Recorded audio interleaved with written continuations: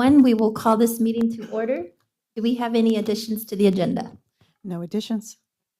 And County Council, will you read the closed session items in, please? Yes, Madam Chair, under Government Code Section 54957.6, you have conference with your labor negotiators, your agency designated representatives are Joel Boguet, your Assistant County Administrative Officer, Shanika Dixon, your Director of Human Resources, and Sabrina Mendez, your Human Resources Manager, to discuss all employee organizations and unrepresented employees, all classifications but not elected officials. Second item under closed session is Government Code Section 54956.3. That's conference with real property negotiations. The property is 328 South Madera Avenue, Madera, California. That's a county-owned property. The agency designated negotiator is your County Administrative Officer, Matt Treber. And under negotiations is price, discussion about price, terms, and conditions of a potential lease, sale, of county property. The last item is under Government Code Section 54957. There's a discussion about public employee discipline, dismissal, release / complaint. Thank you. Thank you. Do we have any public comment on these items? Do we have an None online? online. None online? Oh, we will now recess into closed session. Thank you.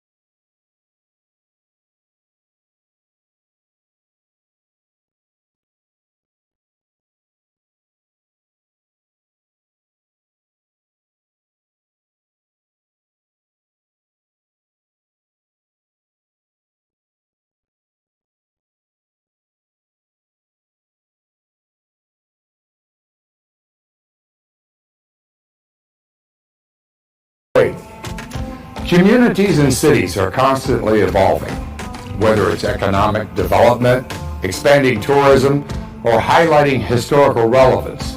Each unique municipality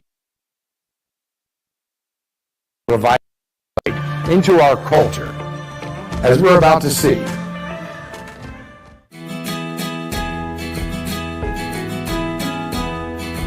Nestled in the heart of Central California, Madera County boasts a breathtaking landscape of rugged mountains, glistening lakes, and sprawling vineyards that span out over the horizon. Stretching from fertile farmland to the majestic peaks of the Sierra Nevada crest, Madera County, California is a hidden gem that showcases a striking contrast of natural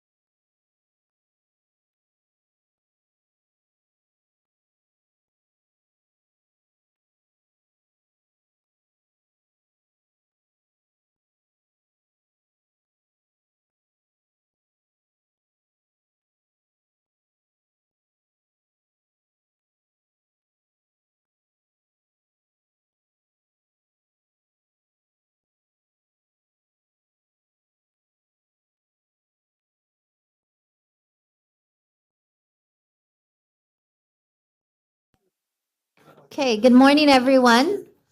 Welcome to the regular meeting of the Madera County Board of Supervisors. It is Tuesday, October 14th. County Council, do we have any reportable actions out of closed session? Madam Chair, there are no reportable actions. However, there is a recommendation to recess back into closed session to finish the items. Thank you. Thank you. At this time, we will open and close the meeting in memory of Supervisor Rogers.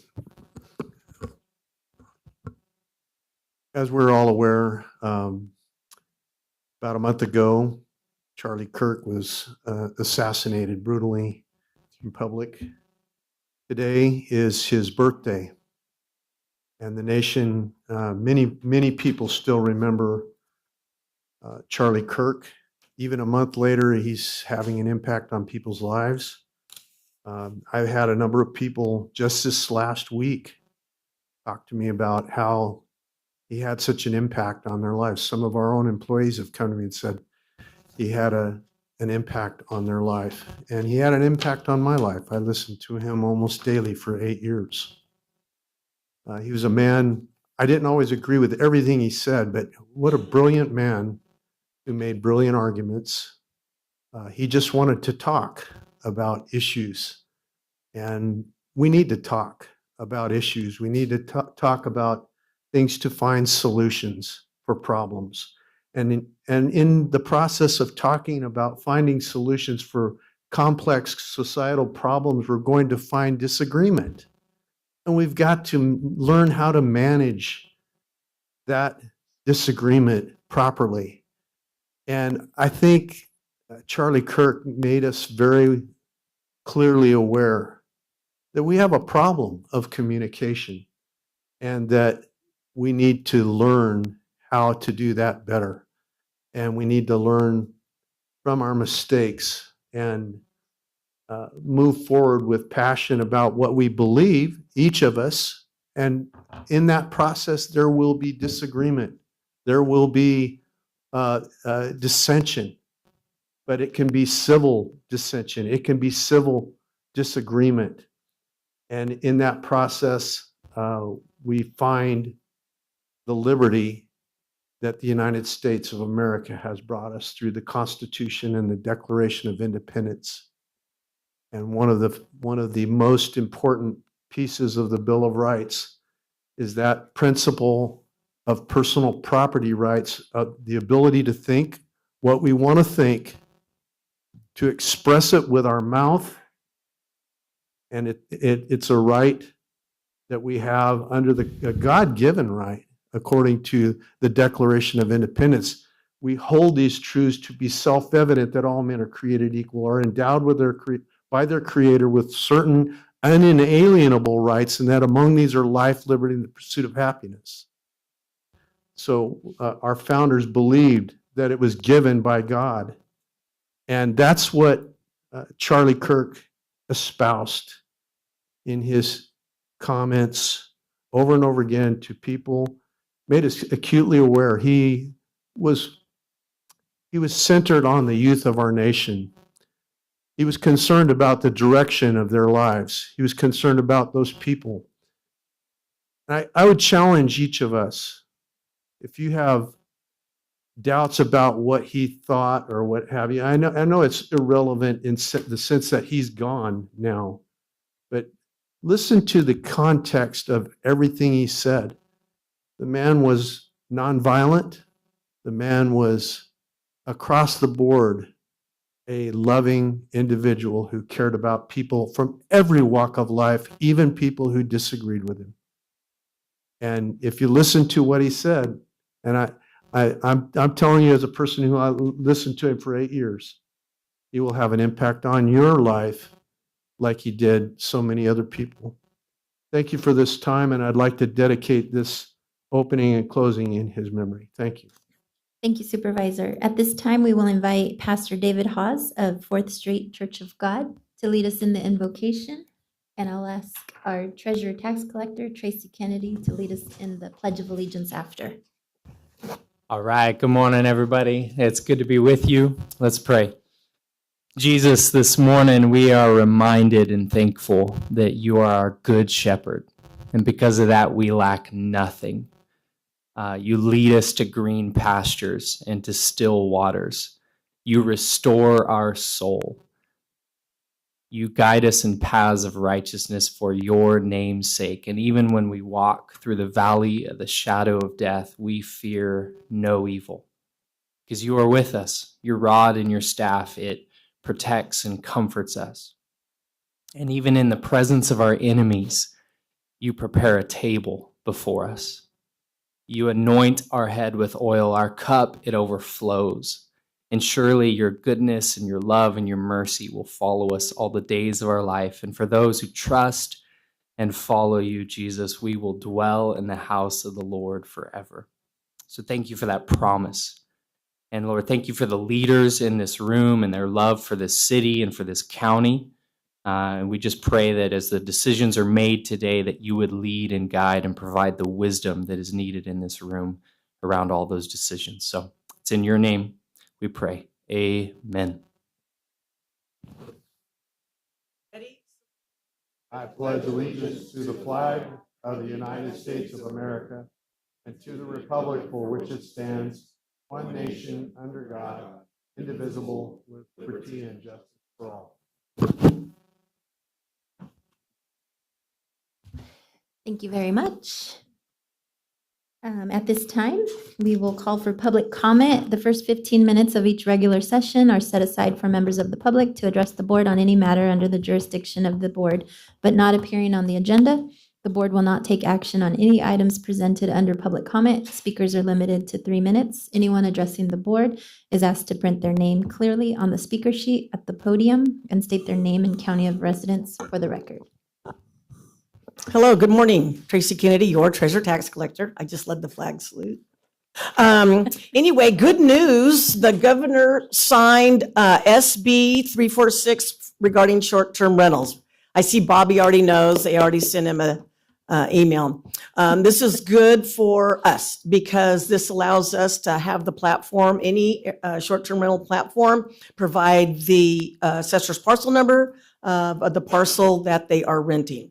So that's going to help us with collections. It's going to help us with enforcements. And it also states that they need to have a business license if they're going to do a short-term rental. So this gives us a lot of credit, a lot of juice, it should be.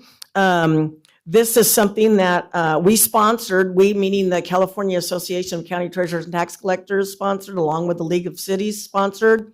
There were several times that we testified. We had staff go to Sacramento to testify for this bill.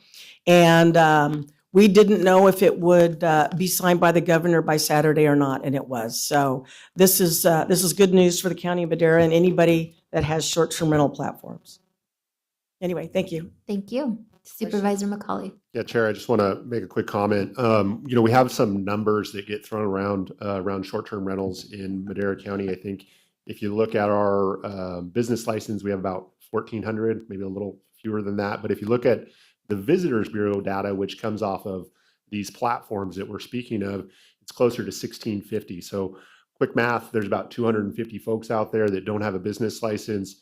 And this will help us with compliance around that, not only ensuring that they are compliant with our new ordinances that we're looking at, but also with existing around fire safety as well as tax collection, right? So a great thing for Madera County. So thank you, Tracy, for all your work around it. Yes, thank you. Thank you. Do we have anyone else? None online. I'll close public comment and move on to the consent calendar. All matters listed under consent are considered to be routine and enacted by one motion. Any of my colleagues wish to pull or discuss an item? Seeing none, I will open public comment on the consent calendar. None online. I'll close public comment and bring it back for action. Move to approve the consent calendar. Second. We have a first and a second. Roll call vote, please. Supervisor Rogers? Yes. Supervisor McCauley? Yes. Supervisor Wamha? Yes. Supervisor Poitras? Aye. Chair Gonzalez? Yes. Vote passes 5-0. Thank you. Moving on to the discussion items. We have a real treat in store, beginning with 8A. County Administration Department presentation of a documentary highlight The evolution and future of Madera County in education, business, industry, agriculture, and tourism. And for that, we have Alex on. Madam Chair, Supervisors, I believe this is the first time I'm addressing the board here. Director of Communications, Alex Balakian. Good to be with you guys today. Was hoping for a bigger audience, but I think Mother Nature played a role in a little bit of that, but we're going to have plenty of media coverage on this. And, you know, we've been working on this for several months, and it's Viewpoint with Dennis Quaid. And when I came here last November, I told you guys we were going to tell the story of Madera County. It's no longer a hidden gem. We know in this room that it is the best place to live, work, and play. Soon the nation will know the same thing. And so what is Viewpoint exactly, and what we're going to show you today? So we worked on this big documentary. It's about 5 to 6 minutes long. It will be shown nationwide. It will be shown on 170 public television outlets across the country. It will be estimated view reach of 60 million households. We have a 30-second commercial, which our former CAO, Jay Varney, a couple of weeks ago disseminated to everybody in these board chambers. That 30-second commercial airs this week on Fox Business and will continue to air on networks such as CNN, the Discovery Life channel, the Learning channel, and similar channels where the reach will be 84 million households. So what does this exactly do? This tells the story of Madera County and how we're looking to the future. Not necessarily how Madera County started, but where we're going. And really what this does is it shows our community partners, stakeholders, constituents, and residents what we're doing in real time. And I want to thank a few people, especially our community partners, everyone from Valley Children's Hospital to Madera Community College, Madera Unified, Madera County Superintendent of Schools, and our friends from Visit Yosemite. They did a wonderful job in helping us put this all together. We have 4 characters in our documentary. We have the Madera County Superintendent of Schools, Tricia Protzman. We have one of our centerpieces to agriculture from AgriLand here in the Valley, Jim Maxwell. And we have Dan Riley for industry. I think he's in the audience here. Thanks, Dan, for coming. And we have from Visit Yosemite, Rhonda Salisbury. So without any further ado, I would love to raise the curtain on this. This will be shown throughout our Madera County department lobbies for a full year. And the full documentary will be released on social media today as well. So unless you have any comments, or if you want to save your comments until after we view. We'll save our comments for after. Okay. My trusty assistants up there are going to give me a thumbs up when they're ready. We have popcorn. We do up on the 4th floor. Yeah, dim the house lights, right? I'm going to watch it on the big board. Can we dim the light?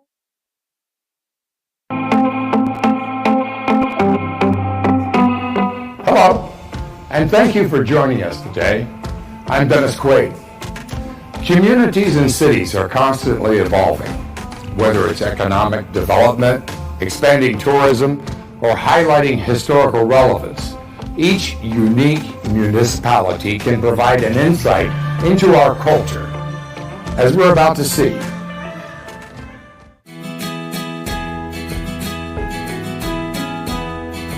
Nestled in the heart of Central California, Madera County boasts a breathtaking landscape of rugged mountains, glistening lakes, and sprawling vineyards that span out over the horizon. Stretching from fertile farmland to the majestic peaks of the Sierra Nevada crest, Madera County, California is a hidden gem that showcases a striking contrast of natural beauty, fostering a thriving and close-knit community. Madera County is a great place to not just live, work, but also play. We have fantastic lakes, water sports, snow skiing. There's an awful lot to do here in the county, so I think that is part of the charm. Madera County's in the exact center of California. We can be in the ocean in 3 hours, we can be in San Francisco in 3 hours, we can be at Disneyland in 4 hours. So Madera County is an incredible place to live. It's a great place to raise kids. We are a small community, whether you're in the city of Madera or the small town of Oakhurst or Bass Lake. When there's anything happening, if there's a town event, we're all there. We have a lot of opportunity for a real high quality life, personal life, professional life. A lot of the benefits of living here in Madera is small town atmosphere. It's not exactly a tiny town, but people enjoy that robust small town. We are right next to Yosemite National Park, which is the crown jewel of the national park system. With that diverse experiences in the different districts throughout the county, we have friendships and connections, and that to me makes this home. Having this ag land right next to these beautiful mountains and riverways is just a huge plus for Madera County. With traditional agriculture practices at its foundation, Madera County is undergoing transformational efforts to develop new economic opportunities for a resilient and thriving community that benefits all its residents. Agriculture definitely is driving the Madera economy. Our agricultural base is broad. We do a lot of custom harvesting for growers around the county. We farm a lot of pistachios, almonds, walnuts, half a dozen varieties of citrus, a lot of mandarin, the easy peeler fruit. But we also grow over 1 million trees a year. We have fantastic professional development programs that allow people to be supported in their work, feel good about their work, be successful. Madera is definitely centrally located. We're just outside of a big city, but we're still along the freeway. It's easy to get to in a lot of different areas. And we do have a diverse job market. We have people from pretty much every culture, religion. You can kind of find everything you want here. Everything from regular simple projects and all the farming, agriculture. We have everything from tech to industry. We do entire systems for cities and flows. And who would think right here in good old Madera, we ship all across the country. Employers can find great people here, good hard workers, and pay scales are at a level that allows both those individuals and employees to thrive and the business to thrive. Whether you're drawn in by the world-class tourism, vibrant community spirit, or the vast business opportunities, Madera County welcomes you to become a part of its story. We're glad you could join us today. I'm Dennis Quaid. See you next time.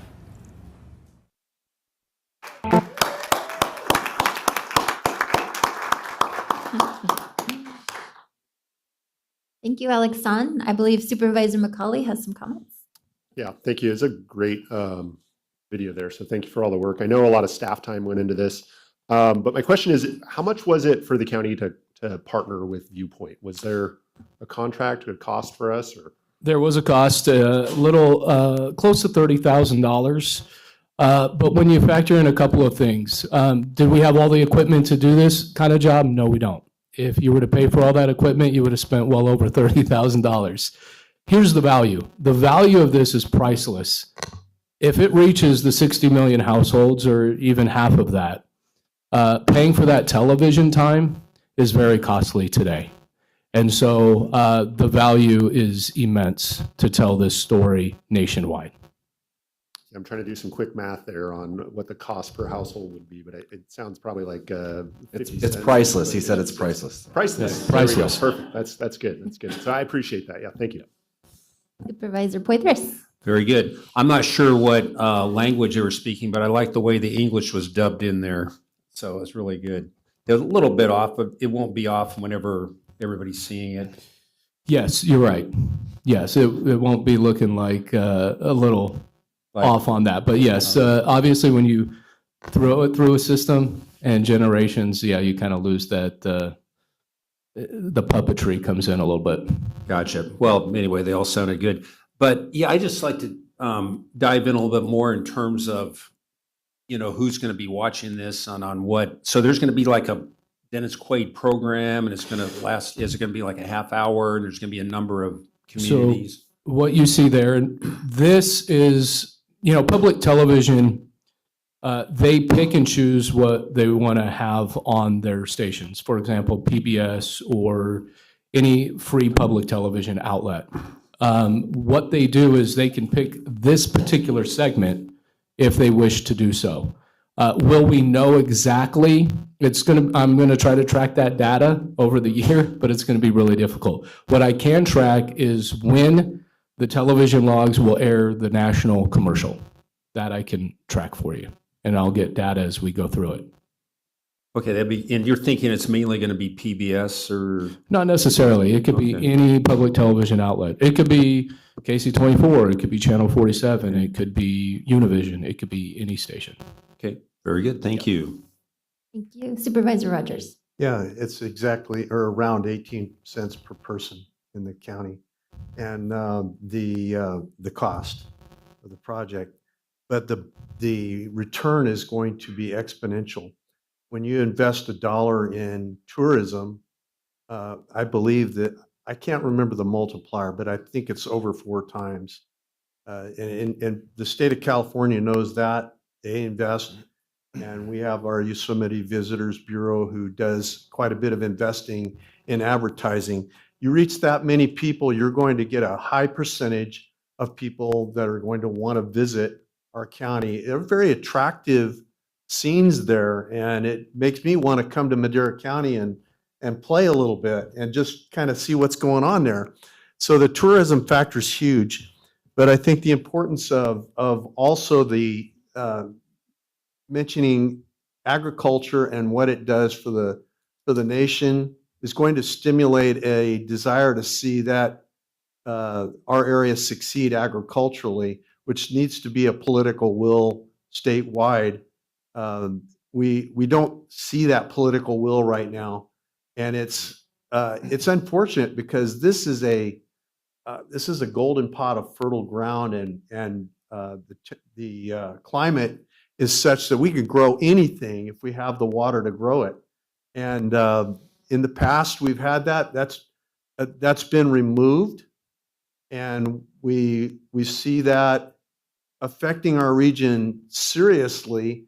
And people need to understand that Madera County is an agricultural community, first and foremost. 80% of our revenue is agriculturally related. Even our ancillary businesses are dependent on agriculture. The service industries, we've got bottling, we've got boxing. That's all related to agriculture.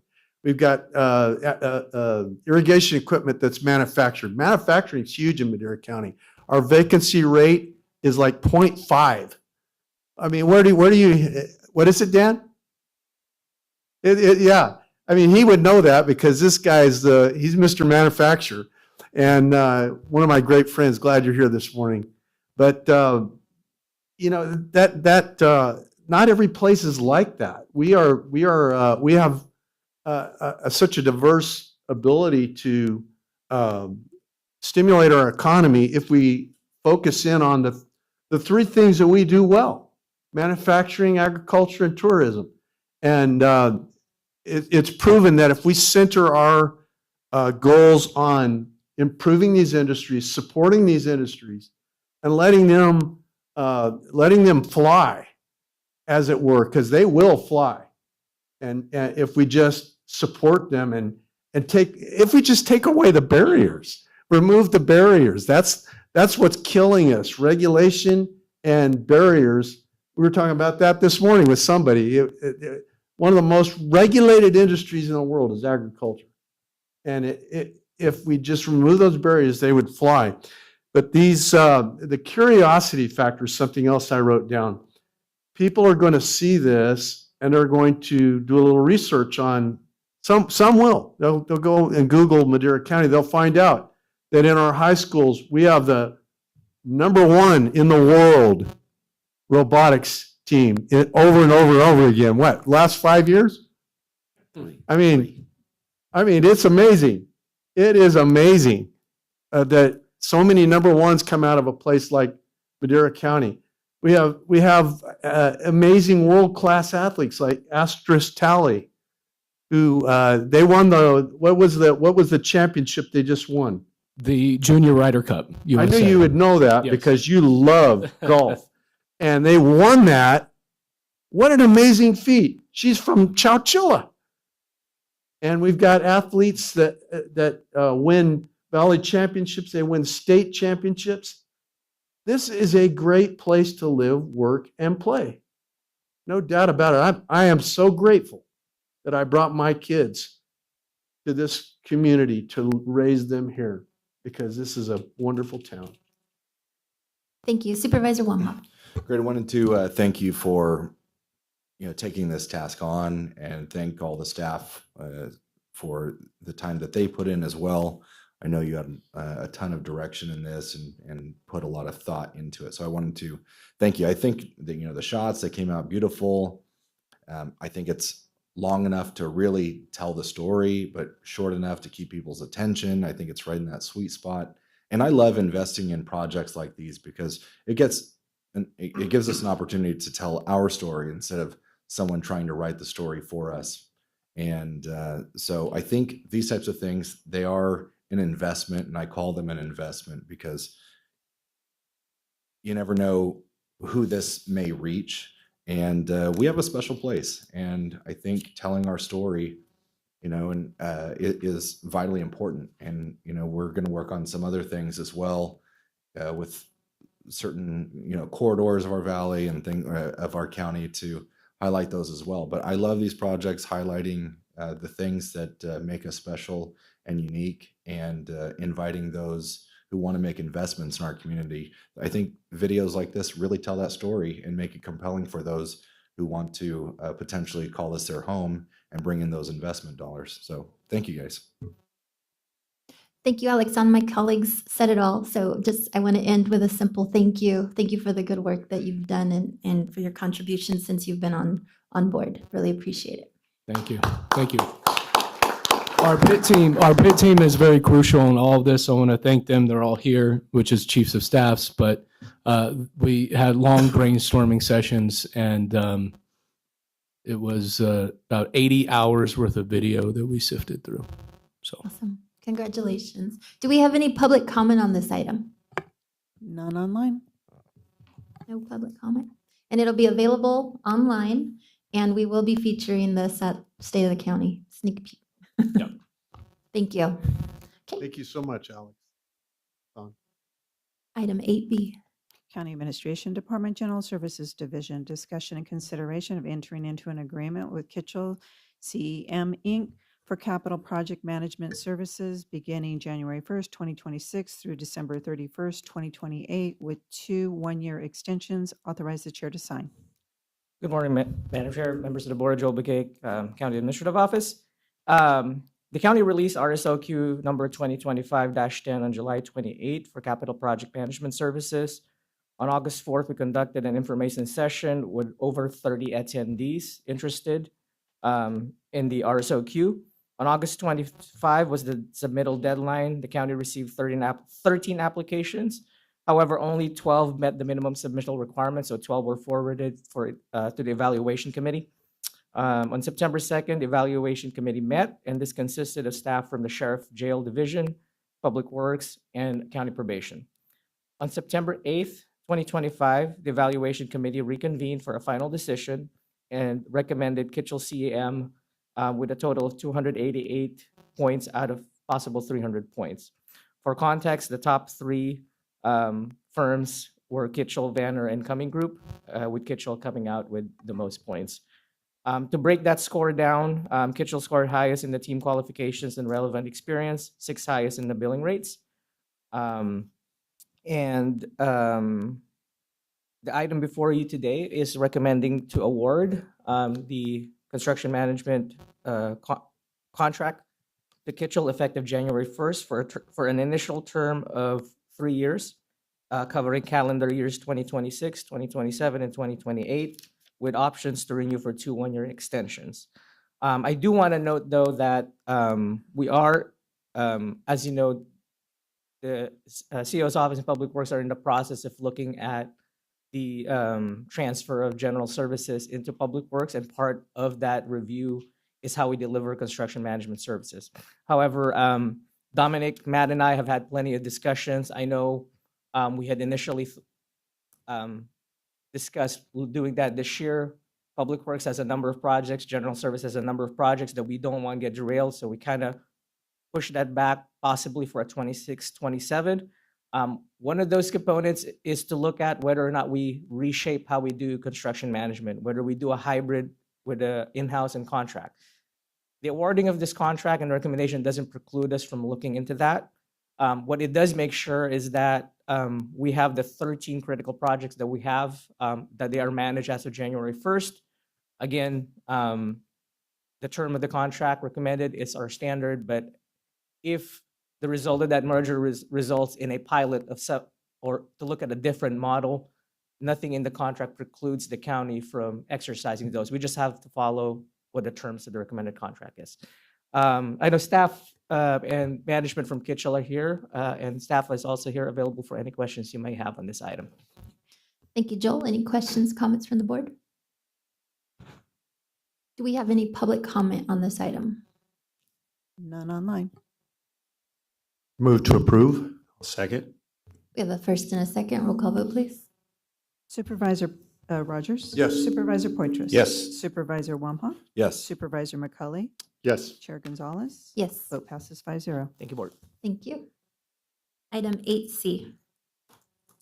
Community and Economic Development Department, Planning Division, 6 Cycle Housing Element, second reading to consider an adoption of an ordinance amending section 18.11.070, 18.11.100, 18.11.120, 18.28, 18.30, 18.32, 18.34, 18.36, and 18.37 of Title 18, and adding section 18.114.140 to Title 18 of the Madera County Code to accommodate regional housing need allocations as planned for the 6 cycle housing element.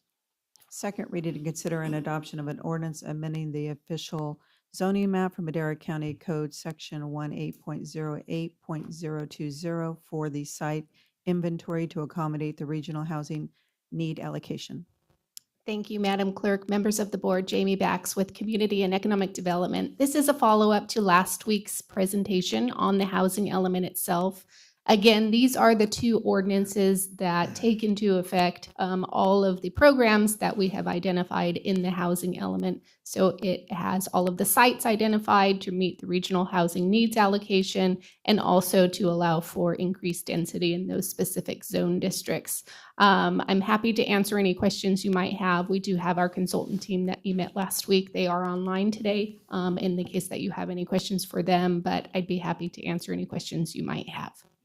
Thank you, Jamie. Do we have any questions, comments from the board? Hearing none, do we have any public comment? We do not have any public comment online, but we did receive a letter from Chris Hamilton to the clerk of the board's office yesterday, and we will be adding it to the record. Thank you.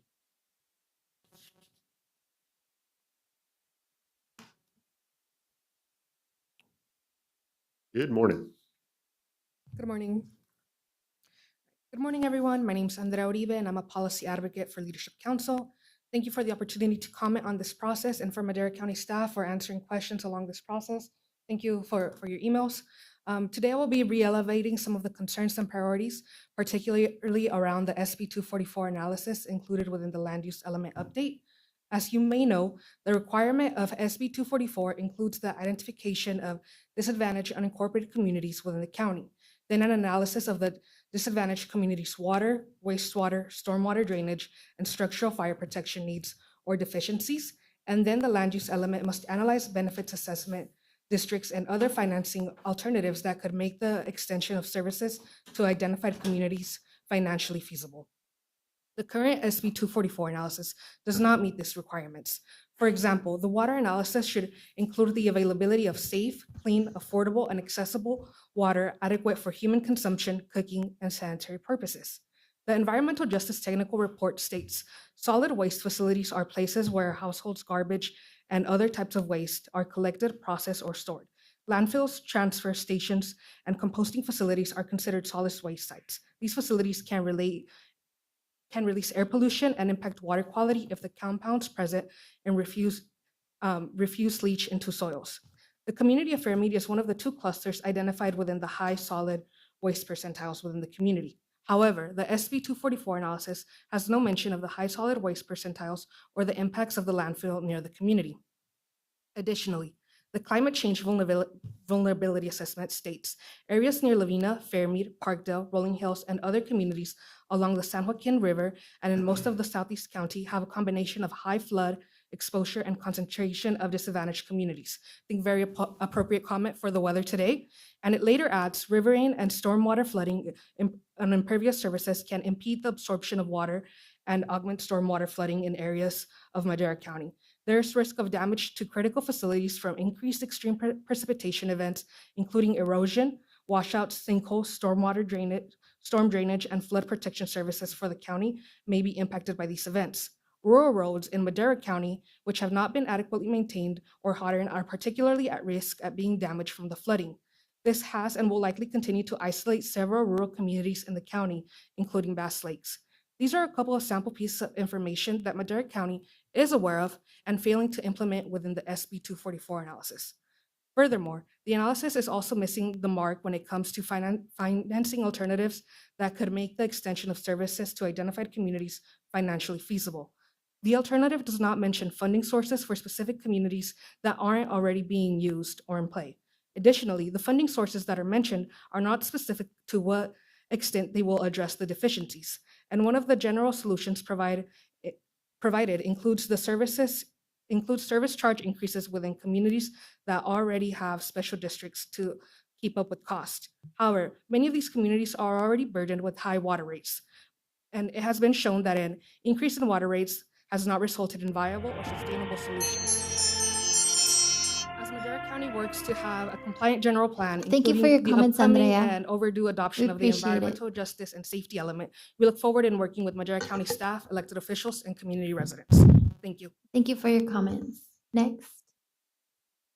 Morning, Madera County Supervisors. My name is Araceli Ocampo. I am the Outreach Associate from Leadership Council.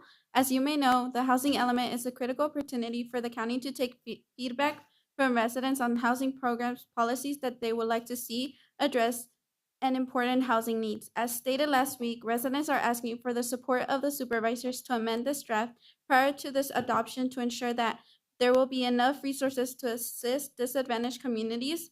The resources can be assessed to a timely manner, and the county continues to observe the housing needs that exist to improve programs throughout the planning period.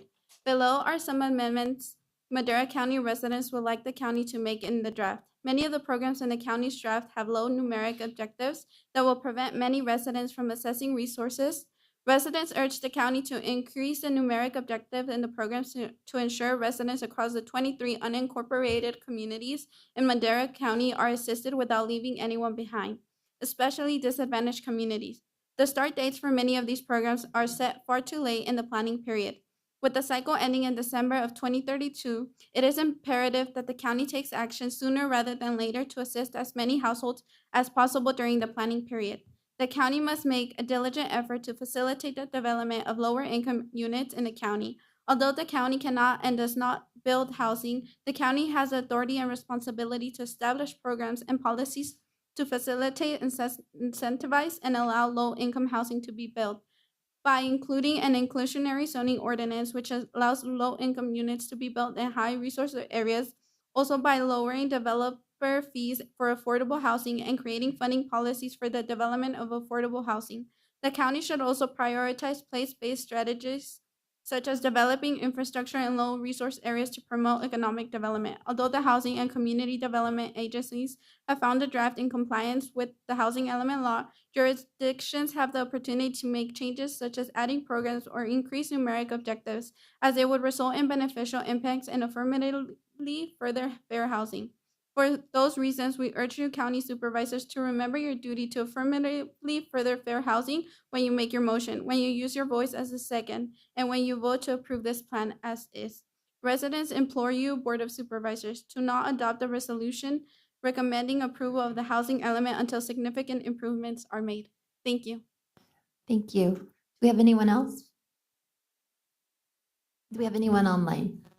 No comments online. I'll bring it back to the board. I'm going to move to approve. I'll second. We have a first and a second. Roll call vote, please. Supervisor Rogers? Yes. Supervisor Wamhaugh? Yes. Supervisor Poitras? Aye. Supervisor McCauley? Yes. Chair Gonzalez? Yes. Vote passes 5-0. Thank you very much. Thank you, Jamie. We are now on item 8D.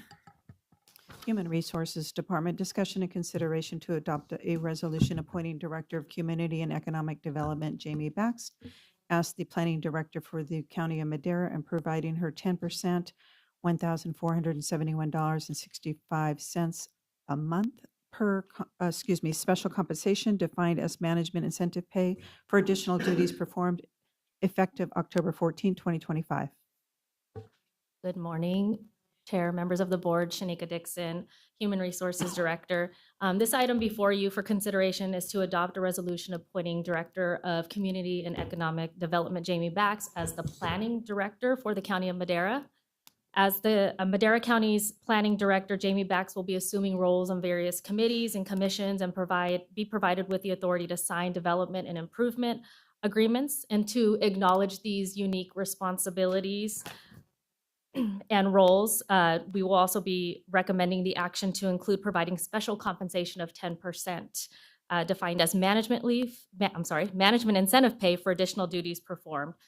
Jamie Bax shall remain at her current rate of pay plus receive the 10% of management incentive pay. Upon approval, this will be effective October 14th. I don't know where I'm at today.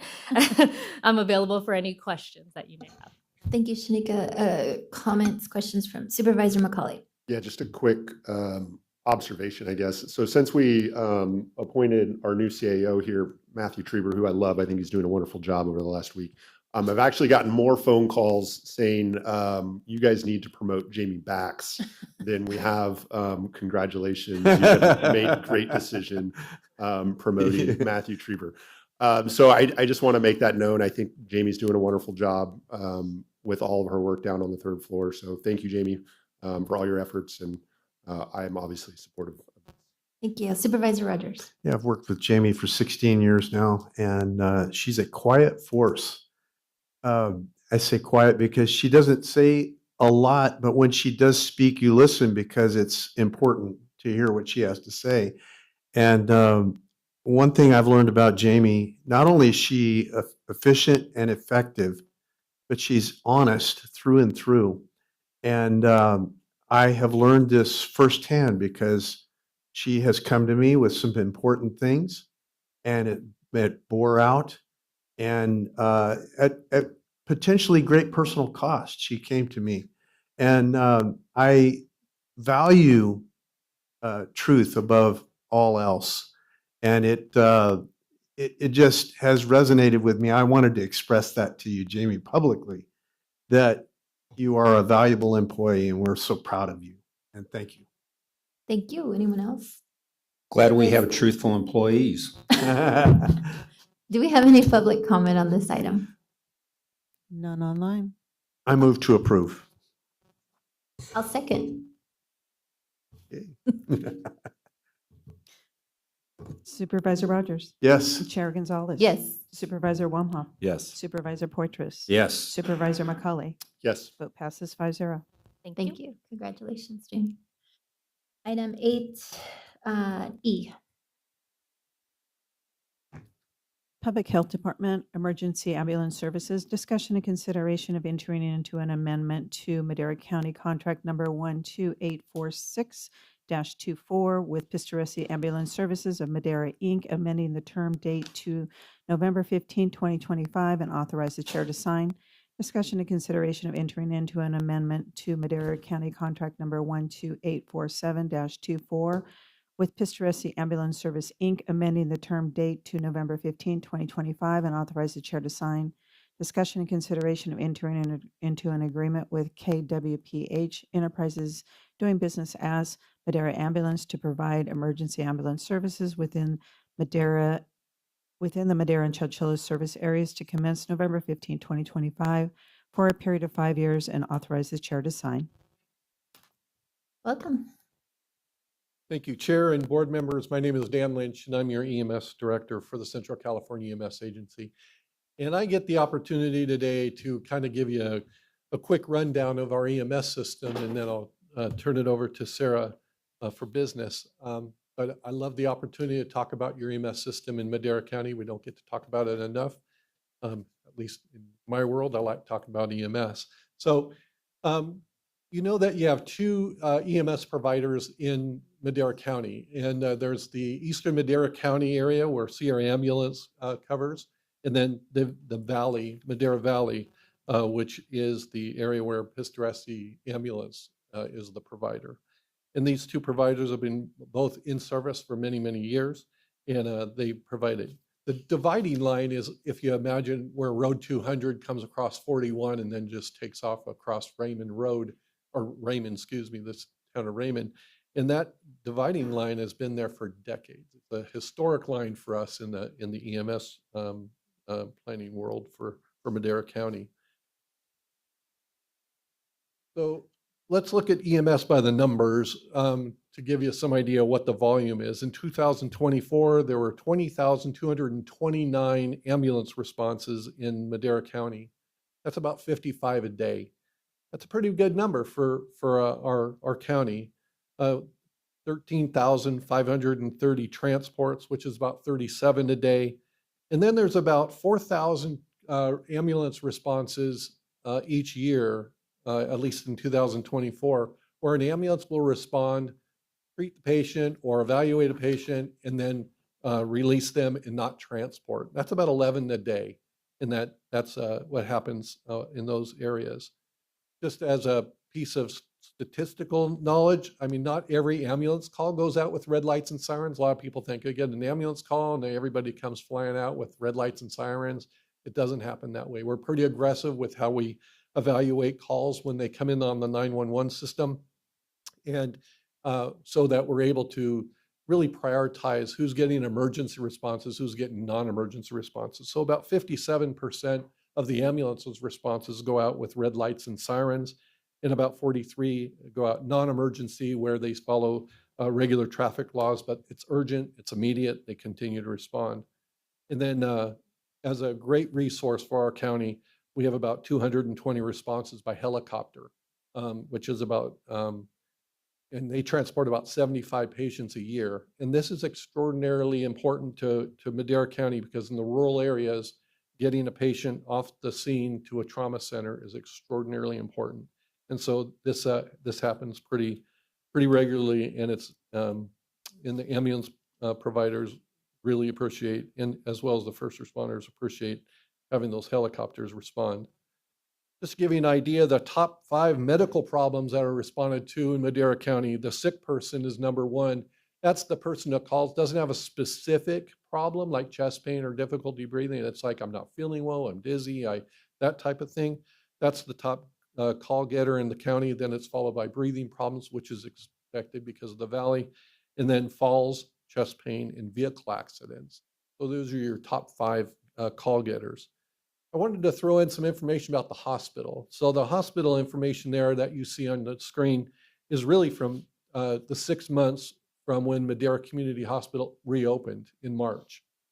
Because as you know, Madera Community closed for over a year, then they came back online in March of this year. And so I wanted to give you an idea of what volume of calls that they take, because it was a situation where when they closed, all the ambulance transports either went to Merced or to Fresno, which was an impact. So Madera Community Hospital since March has taken about 15 patients a day, which countywide represents about 33% of the patient transport volume. But as we know from Eastern Madera County, where Sierra Ambulance serves, they primarily go straight into Fresno. But the Pistoresi Ambulance Service area, they predominantly transport to Madera Community Hospital unless they go to Fresno. So about 40% of Pistoresi ambulances patients go to Madera Community Hospital, and the rest go into Fresno or Merced. So that's kind of how the layout of the hospital system works since March, since they reopened. So if we move into Eastern Madera County, just take a better look at Sierra Ambulance Service. Sierra Ambulance Service in 2024 ran 4,738 calls, or about 13 calls a day up in the Oakhurst area, up in that area of the county. They transported 2,633 patients, which is about 7.5 patients a day average. And they treated and released about 993 patients that year, about 3 a day. They have response time performance measures that we hold them to in the mountain area, in the Eastern Madera County. Emergency calls in this, we call it the Mountain Metro area. And that area is the greater area of Oakhurst, including parts of Ahwahnee and up into the Cedar Valley, up towards Cedar Valley. It's a large area. And their response time for emergency calls is 20 minutes or less, 90% or greater of the time. And their non-emergency calls, non-licensed sirens, is 30 minutes. In the rural area, and you can tell from the map, they got a large rural area. And so their rural response time is 30 minutes for emergency calls and 40 minutes for non-emergency calls. And then the wilderness, which is like the entire Sierra Nevada mountain area, we expect them hopefully to get to a lot of calls within 60 minutes or best effort, because a lot of times we're just happy that someone can get there, to be honest with you. That's one. I wanted to also point out some unique deals with the mountain area, or the Sierra Ambulance Service area. They have mutual aid responses, which are kind of unique, because we have Fish Camp just north of, up 41 north of Madera County, and that's actually Mariposa County, and then they spend a lot of time, responding to all those calls in Fish Camp as the primary ambulance, because that's they're the closest ambulance. Getting an ambulance from Mariposa isn't the most direct. So they do cover the Fish Camp area, and they are the primary responder to some parts of Yosemite National Park, which I think is pretty extraordinary. Many times they actually meet the Yosemite ambulance coming south to rendezvous and turn over the patient and transport them the rest of the way. So it's kind of nice that they could, tell people we respond to Yosemite National Park. It's a big deal.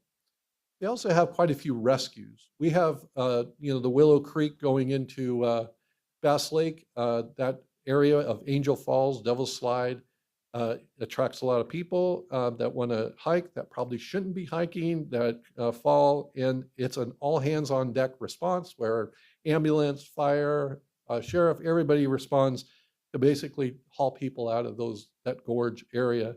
And it's a pretty significant rescue operation every time that occurs. And that happens several times through the year.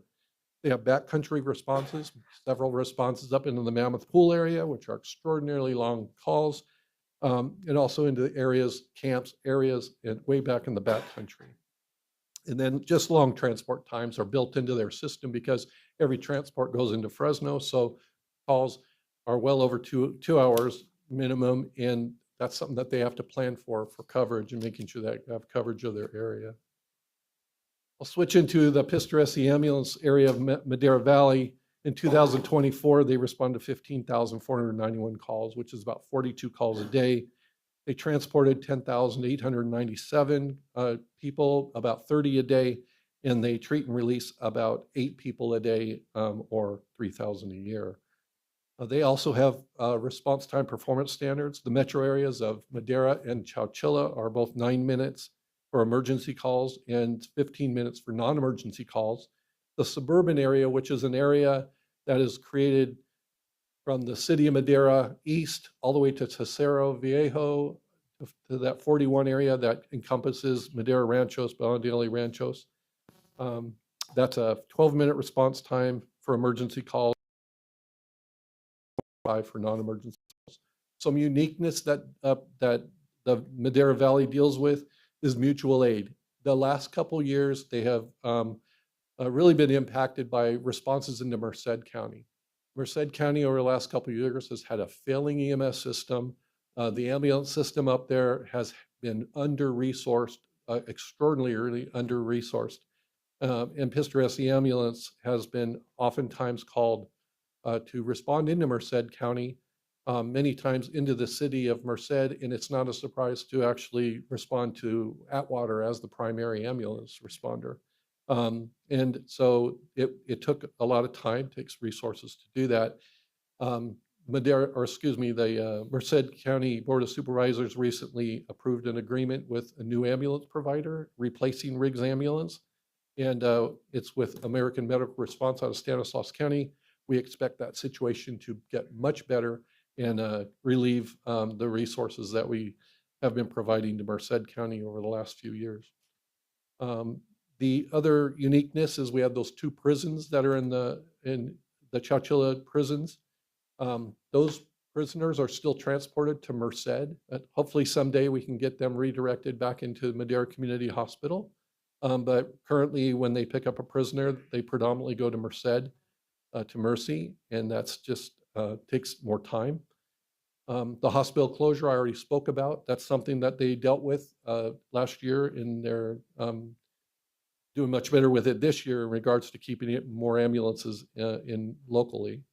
And then the contract challenges. They've had some challenges with the change in the new contract that was put in place back in October. And those are things that they've been working on. So that's a look at the Valley. And to finish up my presentation, I just want to give a big shout out to the first responders. We can't run the system without first responders. You know, many times they're the first ones on scene to take care of patients. And I'm not saying, you know, we always think of first responders, but our sheriff's department does an incredible job of also arriving on scene. They carry AEDs, they do their work, but between CAL FIRE, Madera County Fire, Sheriff's Office, and some of the others, it is a beautiful thing. I got to tell you that they get on scene, they work as a team, and they take care of business. And people are alive today because of that response and that teamwork. That's all I have for that, and I'll turn it over to Sarah. Thank you. Good morning, Madam Chair, Board of Supervisors, Sarah Boss, Director of Public Health.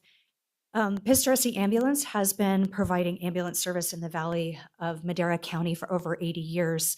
And we were notified on September 26th that Pistoresi is closing their ambulance business as of November 15th. You may have seen this in the news. And of course, it's in the summary of the item today that there are 3 items for your consideration. The first are a pair. It's the 2 contracts that we hold Pistoresi Ambulance. They operate under 2 different business names. And I want to make a note that in our haste to get this item to you quickly, one of those, the item that is the agreement 12847, the name of the ambulance should be listed as Pistoresi Ambulance Service, and it's in 2 locations on the contract in which we're going to make that update. Should you approve those 2. Those contracts are being updated to move the termination date to November 15th to coincide with the closure of that business. The third item is a contract with American Ambulance to assume ambulance service for the complete Valley area of Madera County. And of course, this is a big transition for like this for 7 weeks' time. We are very fortunate and wanted to highlight Dan and his team and an overview of our ambulance service, both for the community and also to recognize that we are very fortunate to be a part of the Central California EMS region. In my near 8 years as Director of Public Health, had many conversations with Dan and his team, and there are long-standing relationships between the various ambulance providers in that region, working together, working with EMS and first responders. And it's because of those longstanding relationships that we're able to experience a very smooth transition today and on the 15th. So I want to thank, of course, Ted Pistoresi and his team in bringing this to us in a timely way, in working closely with American Ambulance through this transition, both up to today and through the 15th of November. And then acknowledge, of course, our partners with American Ambulance, owner and CEO Todd Valeri is not able to be here today. He's out of town. The president and CEO, Eric Peterson, and our direct contact for American Ambulance moving forward, Ben Wheely. I'm available for any questions should you have them. Thank you, Sarah. Any questions or comments from the board? Supervisor Wamhoff. Great. Thank you, guys. Thank you, Sarah. Thank you, Dan, for the presentation. You know, the 3 years of being on this board, I've never seen a presentation regarding our ambulance service, and it was, these core services are vitally important. And so it's important for us to get that information. And so I appreciate that, and I appreciate the slide deck you provided. When we look at public safety, we look at things in totality.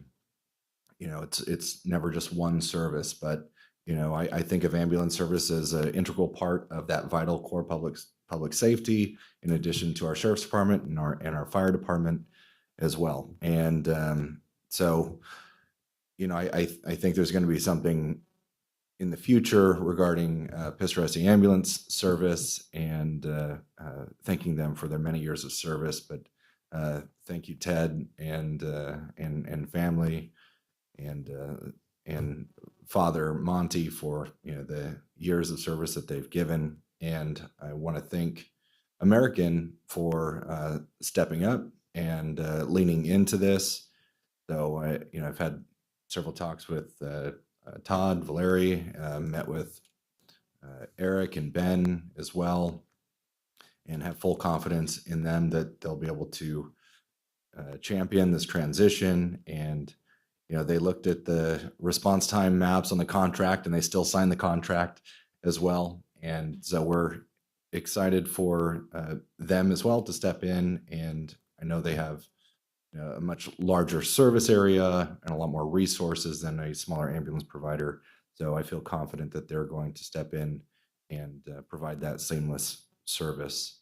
So I wanted to just thank everyone involved, because this is, big changes. And so I wanted to give people and out there the confidence that, when you call 911, regardless of what it's for, whether you need sheriff, fire, EMS, that here in Madera County, you're going to get someone who has the tools necessary, and they're going to be there in a timely manner to make sure that you're taken care of. So thank you.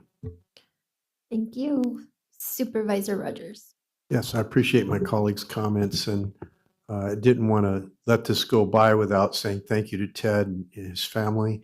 They've been icons in our community, and not only icons, but heroes many, many, many times. I can't count the number of times through the years. Ted's been at this since the age of 18. It's a lifetime of being a hero, and I say that sincerely. I know it means a lot to you, and it means a lot to us to have people like you in our community, and to have that legacy continue on in a good way is very important. And I'll have more to say about that at a later date. My chief of staff will be talking to you about today about an opportunity to absolutely recognize the contribution of Pistoresi Ambulance to our community through the many years of your service. And I didn't want to let it go by without saying that. So thank you. Thank you. Supervisor McCauley. Yeah, thank you, Chair. Just a couple comments. First and foremost, I think proof is in the pudding, right? And so what I mean by that is, when I had my conversation with Ben and Eric last week, my concern was, what does this transition look like? How do we ensure that we still have services available for folks as we go through the transition? And sure enough, going through Vaughn's parking lot over the weekend up in Oakhurst, and there's an American ambulance parked there picking somebody up. So it seems like the transition is underway. It's working. So appreciate everybody's diligent efforts around that. Second comment is in regards to mutual aid. I think it was brought up. And so I am curious to know where we stand with the CAD to CAD system that we've been talking about for the past 6 or 7 months. I know it's kind of a lengthy process to get that implemented, but I just want to check in and make sure we're still moving forward with that, because time saves lives, right? And so any opportunity we have to make improvements, I want to make sure we're taking those. And so while we're on the conversation around ambulance services, I just wanted to bring that back up. Yeah, that's it. Thank you. Thank you. Do we have any public comment on this item? Oh, Sarah, go ahead. Just in terms of the CAD to CAD system. Oh, sorry. In response to your question, we have the quote, and we're able to move forward as soon as we lock in exactly which funding source we're going to use, and that we have a couple options that are viable there. So I do think that will be moving forward soon. Excellent. And just to reiterate, I had the opportunity over the weekend to run into an operational employee out of Mariposa and better understand how this is going to benefit their operations. And I think it's just it's a must. So we got to figure out the funding source. We got to move forward with it. So thank you, Sarah. Thank you. Do we have any public comment on this item? None online. I'll close public comment, bring it back for action. Move to approve. Second. We have a first and a second. Roll call vote, please. Supervisor Wamhoff. Yes. Supervisor Rogers. Yes. Supervisor Poitras. Aye. Supervisor McCauley. Yes. Chair Gonzalez. Yes. Vote passes 5-0. Thank you. Thank you very much. Item 8F. Thank you, Dan. Board of Directors, Groundwater Sustainability Agency, Water and Natural Resources. Discussion and consideration of approval for transfer of appropriations number 25-021 in the amount of $100,700 for the GSA fee revenue dash appropriations for contingencies to refunds and reimbursements for fiscal year 2025-2026. 4 votes are required. Good morning, directors for the Madera County Groundwater Sustainability Agency, Stephanie and Agneson. This item is transferring approximately $100,000 gathered from penalties in the Chowchilla Subbasin County GSA into an account where it can be used to pay Chowchilla Water District as part of the county GSA's share for domestic well mitigation. Typically, TOAs are handled on consent, but we did do this on the full calendar for the GSA committee. It's also here on public session. Happy to answer questions about this item. Do you have any questions or comments from the board? Or from the directors, I should say? Do we have any public comment on this item? Move to approve. Second. We have a first and a second. Roll call vote, please. Director Rogers. Yes. Director Wamhoff. Yes. Director Poitras. Aye. Director McCauley is absent. Director Gonzalez. Yes. Vote passes 4-0. Thank you. 8G. Board of Directors, Groundwater Sustainability Agency, Water and Natural Resources. Discussion and consideration to adopt a resolution adopting a policy for allocations for carryover credits, penalties during the farm unit reorganization, a finding that is proposed resolution and policy is consistent with the authority granted under the Sustainability Groundwater Management Act and is exempt from California Environmental Qualities Act under guidelines section 15307, 15308, and 15061B3. Good morning again, Stephanie and Agneson, Director of Water and Natural Resources, serving here as the GSA manager. There is a policy in front of you today. We did a very lengthy presentation to the GSA committee, so I'm going to summarize it unless your board wants to see the presentation. But let me start with the summary. So at the year end, we can take carryover or penalties in this proposed policy and use a lease agreement or a sales agreement or another agreement provided to us by the growers as a way of allocating your carryover and your penalties. This essentially gets out of the grower's way and lets them work it out amongst themselves. This item went 3 times to the GSA committee, and I think we've ironed out most of the issues. We also have a way to automatically default to volumetric apportionment, and Letty Tapia walked the committee and the public through a really detailed presentation in terms of how that works. So again, the proposed policy allows us to use a lease agreement, sales agreement, another agreement, and if those aren't provided, we have our default method, which is already practiced now in terms of how we allocate penalties and carryover by the APN. Happy to answer any questions about this. Thank you, Stephanie. Any questions, comments from the board? The directors? What's the current policy on carryover? What are we allowing to be carried over? Just to reiterate that. Sure. So carryover is any unused water from your allocation. It also could include recharge credits. So at the end of the year, based on where the water was saved, not used, we would have a carryover credit attributed to that parcel.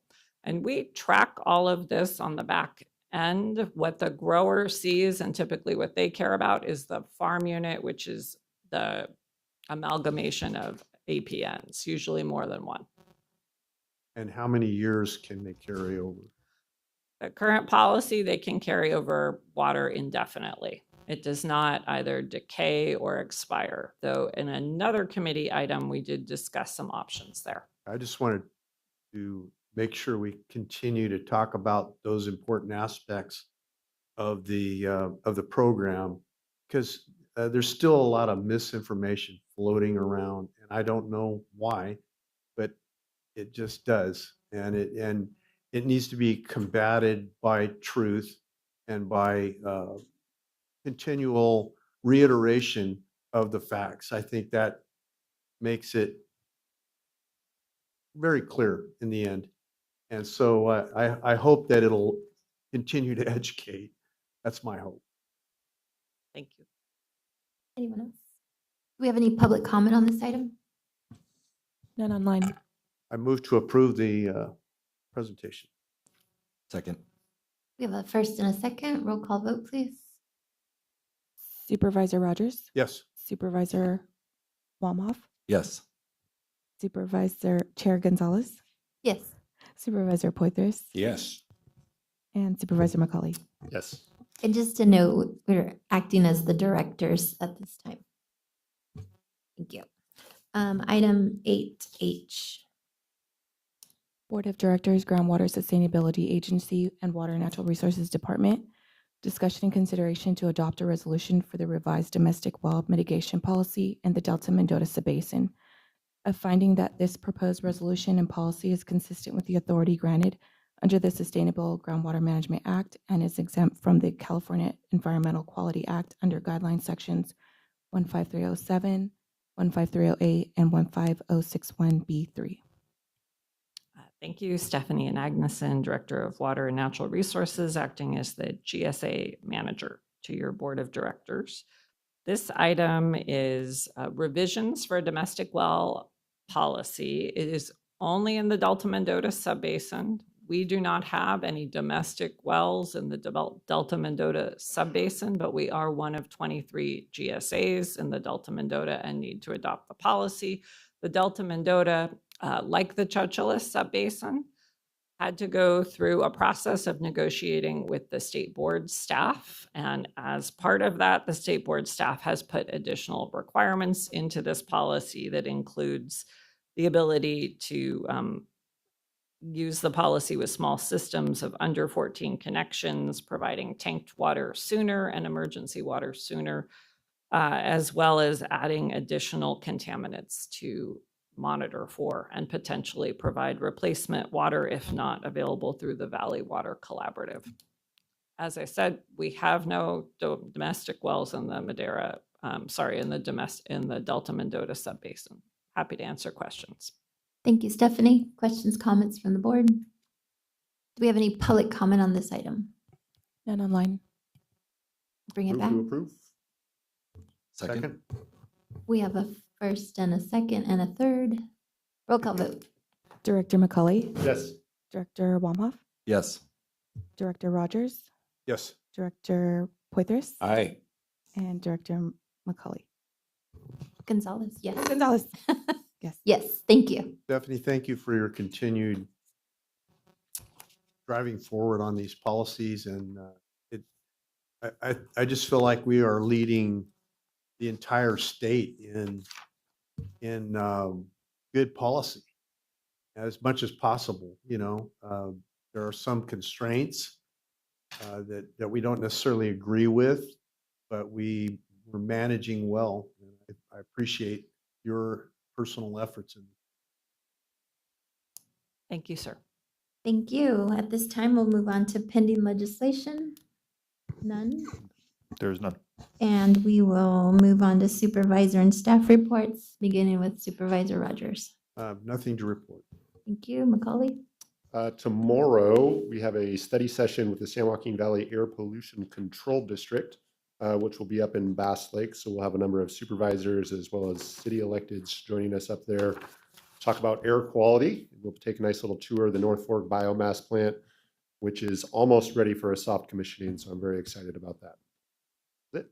Thank you. I'll come back to Supervisor Rogers. Yeah, I did forget that I need to thank the EDC for postponing the Economic Development Summit till November. In that regards, it was due to the funeral of Officer Ray Brantis, and that'll be this Thursday at the Cornerstone Community Church in Chowchilla. We're expecting a huge crowd there, and I really would appreciate your prayers and support during that time. I'm heavily involved in the funeral, and as well as my son and several others that are working on that. It's all hands on deck, and we expect a large contingency of officers and first responders to that event. And so we really, it's just going to be a big remembrance of Ray and his life. Thank you. Thank you. Supervisor Wamhoff. I have a town hall tomorrow night at 5:30 at the Ranchos Library. We'll have a whole host of people from the county and allied partners as well, CHP, some other folks there as well. Talk about roads, water, public safety, all the things that people care about. And because District 1 is really tore up right now with road projects. It seems like there's detours, and then you have a detour around that detour. It's a good problem to have, though. No pain, no gain is what I'm telling Yeah. people. So no, it's a struggle right now, but it's going to be nice when it's all done. Thank you. Supervisor Tomorrow, Boyd. 5:30. Thank you. Tomorrow morning, I have a Golden State Finance Authority Executive Committee meeting. The other thing I wanted to bring up is several weeks ago, myself and Supervisor Wamhoff and the chair were able to attend the State of the County meeting in Fresno. And it was actually a State of the County meeting. It wasn't the State of the County plus the City of Madera plus the City of Chowchilla plus Eastern Madera County. It was a very impressive presentation. I believe that it was about 45 minutes, I think, the actual presentation part. I know there were a few like introductions and things of that sort, but I thought that they did a really nice job of covering what was going on in the county. And the way it's set up now at the our current quote unquote State of the County thing is we have like 10 to 12 minutes to cover everything that's going on in the county. And it's, anyway, it's just not sufficient. And so what I'm going to do is encourage us as a county body to move forward with an actual State of the County presentation event next year, where it's just simply the County of Madera. We have a lot going on. This video that we were able to watch earlier today provided little snippets of what's happening, but that we have so many things going on much deeper. And so I think that would be appropriate. And on Thursday, I'm going to attend the State of the County luncheon in Kings County, and Doug Verboon is going to be presenting. And I mean, if you look at Kings County, they're a smaller county than we are, and they've got their own State of the County luncheon. So I'll be there taking a few notes. Nick Salinas will be joining me. So I think that'll be good and something that we can consider. Thank you. Yes, thank you, Supervisor Poitras. I'll elaborate a little on that. I did take the opportunity to contact Christina and share those sentiments as well. And so I think that we're onto something, and I'm happy to do that. As I used to write Supervisor Rodriguez's State of the Counties, and it was really difficult to try to put it in 10 minutes. So Well, we've grown to the point where I think we're on our own at this. yeah, so more to come on that. So appreciate the comments, and moving on to CAO Treber. Thank you. Just a quick shout out to, I saw a number of county staff out this weekend at a couple different events that I was at a graduate picnic at Valley Children's and had our public health, social service folks out there, as well as Oakhurst Fall Festival over the Friday, Saturday, Sunday. So thanks to all the county team out there. Thank you. County Council? No report, thank you. Madam Clerk? Nothing to report, thank you. Do we have any staff? Seeing none, we will resume into closed session. Thank you very much, everyone.